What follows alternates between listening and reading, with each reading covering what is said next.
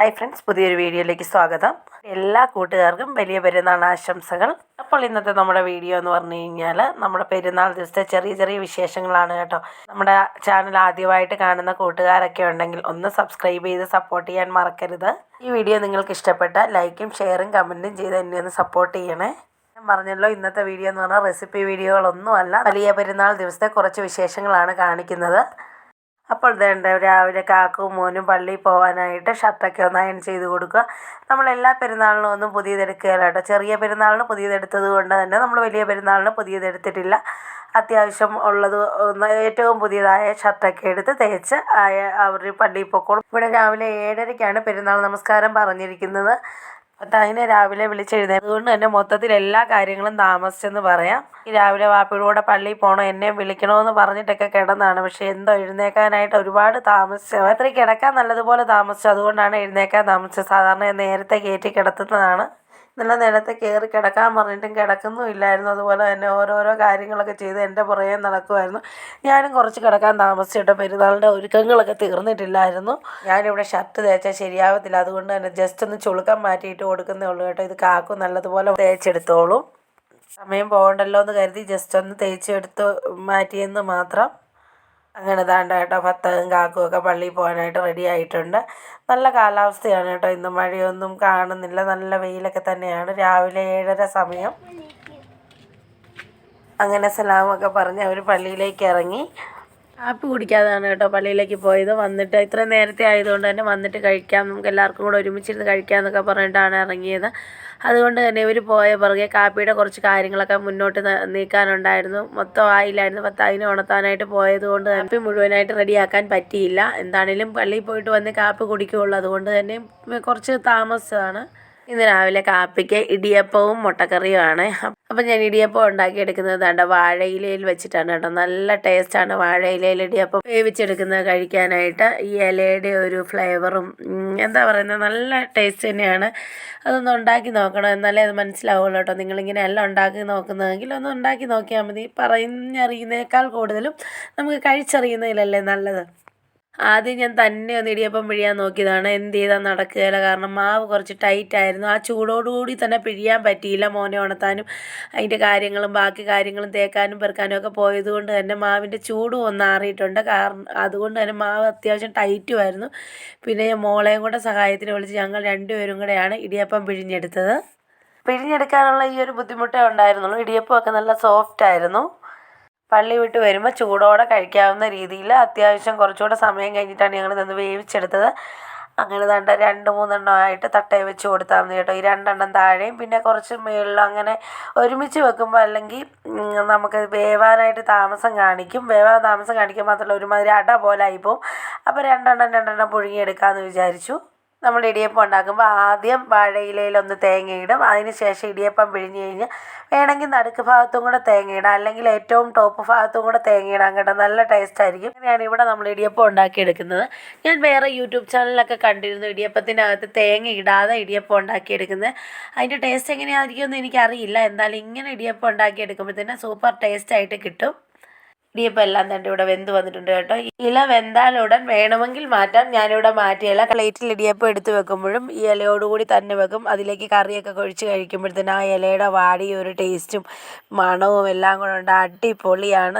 2 ഇടിയപ്പം മാത്രം വെച്ച് കൊടുത്തേക്കുന്നതുകൊണ്ട് പെട്ടെന്ന് തന്നെ വെന്ത് കിട്ടും. ഒരുപാട് സമയമൊന്നും എടുക്കുകയല്ല. അത് അടുത്തത് നമുക്ക് വെച്ച് കൊടുക്കാവുന്നതേ ഉള്ളൂ. ബാക്കിയും താണ്ട് ഇവിടെ എല്ലാം പരത്തി റെഡിയാക്കി വെച്ചിട്ടുണ്ട്. ബാക്കി വന്നൊരു മാവാണ് കേട്ടോ, ഉരുട്ടി മോളിവിടെ വെച്ച് കൊടുത്തിട്ടുണ്ട്. സാധാരണ ഞാനാണ് ഈ പിടി പോലെ ഉരുട്ടുന്നതെങ്കിൽ കുറച്ച് തേങ്ങയൊക്കെ ഇട്ട് ഉരുട്ടും. അവൾ വെറുതെ ആ മാവെടുത്ത് നല്ലതുപോലൊന്ന് കഴിക്കാൻ നല്ല വൃത്തിയായിട്ട് ഉരുട്ടി വെച്ചിട്ടുണ്ടെന്ന് മാത്രം. പക്ഷെ കഴിക്കാനും ടേസ്റ്റ് ഇല്ലായിരുന്നു കേട്ടോ, മാവ് മാത്രം ആകുമ്പോഴത്തേന്. അങ്ങനെ ഭർത്താവും കാക്കുമൊക്കെ പള്ളിയിൽ പോയിട്ട് വന്നതിന് ശേഷം തന്നെ ഞങ്ങൾ കാപ്പ് കുടിക്കാനായിട്ടിരുന്നതാണ്.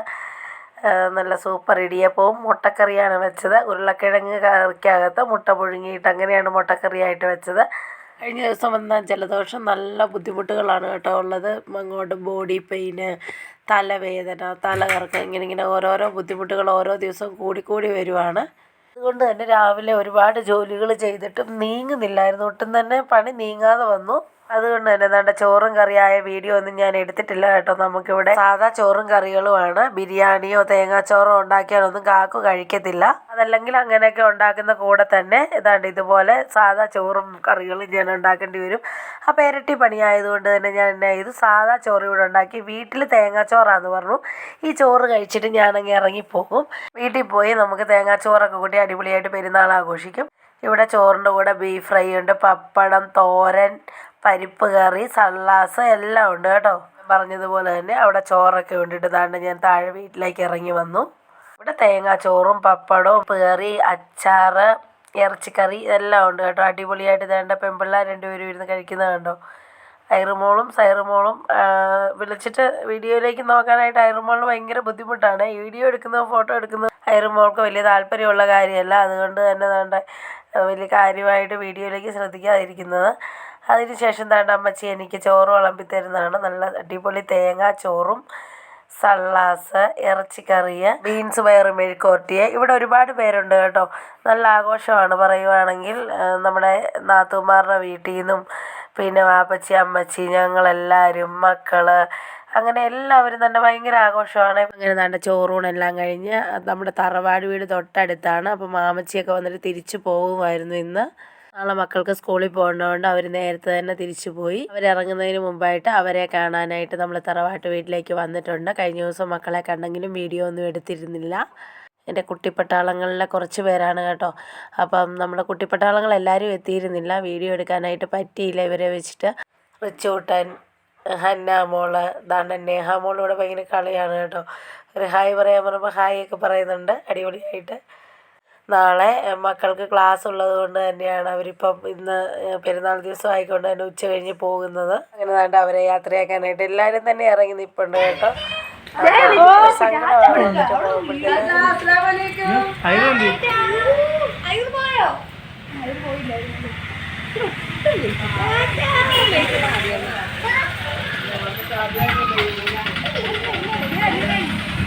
അമ്മച്ചിയും പിള്ളേരും മാമിയൊക്കെ 3 മണിയാകുമ്പോൾ പോകുന്നത് നമുക്ക് എല്ലാവർക്കും അറിയാം. അതുകൊണ്ട് തന്നെ നട ഓരോരുത്തരായിട്ട് വന്നുകൊണ്ടിരിക്കുന്നതാണ് അവർ പോകുന്ന ആ ടൈമിൽ. അവർ പോകാൻ താമസിക്കുന്നവരും കണ്ടോ അതായത് ഇവിടെ ഉത്സവമാണ്. അപ്പോഴേ ചാടി ഇറങ്ങി ഓടും. സാധാരണ ഞാൻ വീട്ടിലേക്ക് പോകുന്നതിന് മുമ്പ് തറവാട്ടിൽ കയറി അത്താത്തായ അമ്മമ്മയൊക്കെ കാണും കേട്ടോ പെരുന്നാളിന്. ഇന്ന് സമയമില്ലാത്തതുകൊണ്ട് തന്നെ ഞാൻ നേരെ അങ്ങ് പോയി. അപ്പോൾ എനിക്കറിയാമായിരുന്നു മാമച്ചിയൊക്കെ പോകുന്ന സമയത്ത് എല്ലാവരും വരുമെന്ന്. ആ കൂടെ തിരിച്ചു വരാമെന്ന് കരുതി ഞാൻ നേരെ പോയതാണ്. അത്താത്തായെ കാണാനായിട്ട് വന്നതാണ്. അത്താത്ത മാമച്ചി പോകുന്നതൊക്കെ കണ്ടുകൊണ്ട് ഇങ്ങനെ ഇരിക്കുക കേട്ടോ. എന്നെ കണ്ടപ്പോൾ വീഡിയോ എടുക്കുന്നതുകൊണ്ട് കൊണ്ട് മുഖഭാവമൊക്കെ ഒന്ന് മാറ്റി കാണിക്കുന്നുണ്ട്. നമ്മൾ നേരത്തെയൊക്കെ തറവാട്ടിലായിരുന്നു പെരുന്നാൾ കൂടാറ് പതിവ്. ഇപ്പോഴാണ് നമ്മൾ ഓരോരുത്തരുടെ വീട്ടിൽ കൂടിയിട്ട് തറവാട്ടിലേക്ക് എത്തും കേട്ടോ. എങ്ങനെ പോയാലും തറവാട്ടിൽ വന്നൊരു കുറച്ച് നേരം സ്പെൻഡ് ചെയ്യാതെ പോവുകയില്ല.